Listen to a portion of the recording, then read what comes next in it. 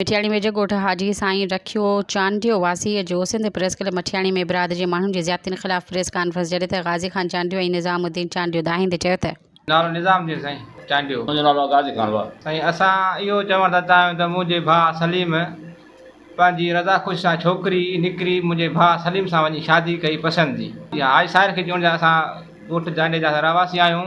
उन पसंदि जी शादी करे जामशोरे कोर्ट सगोरे में वञी प्यार हिफ़ाज़त खपे, असांजी तहफ़ुज़ खपे, हिफ़ाज़त खपे।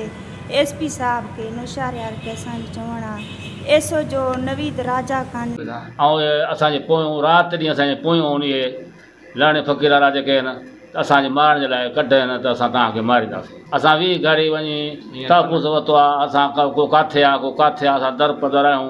असांखे मानी खाइण जी टुकुर जो भोरो कोन्हे को जो किथे असां वेही खाऊं। असांखे तहफ़ुज़ खपे। असांखे मदद अपील आहे त असांजी मदद कई वञे। इन्हनि खां असांजी मुतालबो सां इहा IG DIG SSP नौशर फिरोज़ खां ऐं सुप्रीम कोर्ट हाई खां त असांजी इहा अपील था कयूं त असांखे तहफ़ुज़ ॾिनो वञे ऐं असांखे दर पदरी ज़िंदगी खां बचायो वञे।